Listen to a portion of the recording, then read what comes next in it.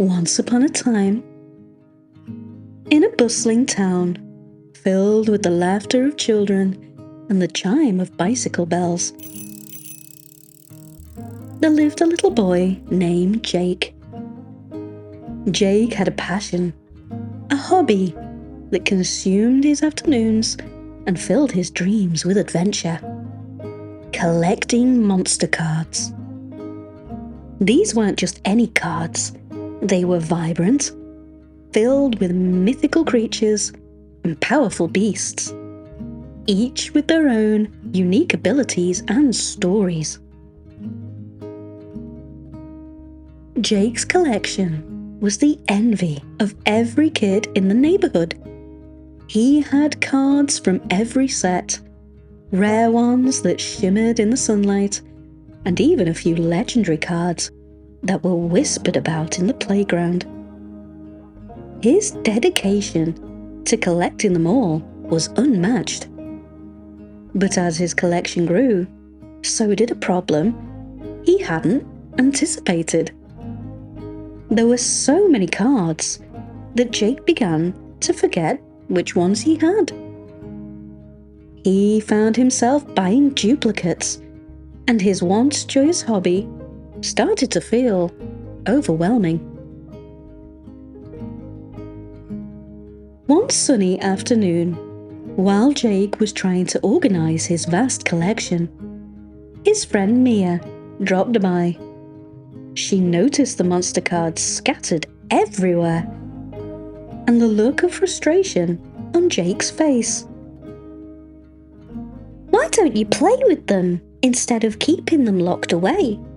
she suggested, picking up a card to admire its artwork. Jake was taken aback. He had been so focused on collecting every card that he had never considered actually playing with them. The thought of using his precious cards in a game, risking them getting bent or worn, had always seemed unthinkable.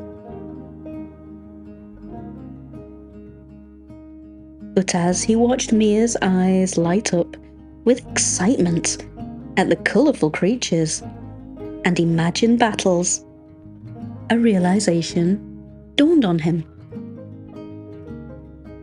Maybe the true magic of his collection wasn't in having the most cards or the rarest ones. Perhaps it was in the stories they could tell, the adventures they could embark on, and the fun they could bring when shared with friends. With a newfound resolve, Jake decided to bring his collection out of the shadows.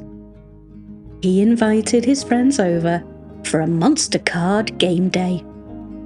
Together, they battled mythical creatures, forged alliances, and embarked on quests that spanned the living room carpet and beyond.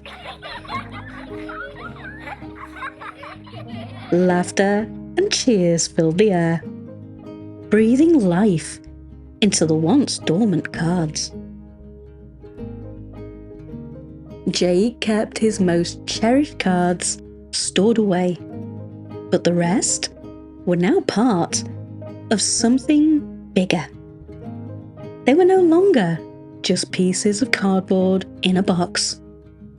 They were gateways to shared adventures and cherished memories.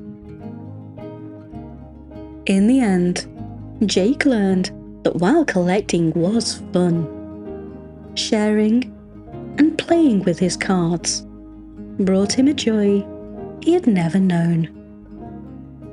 He had caught them all, but the greatest catch was the friendship and fun that came with sharing his passion.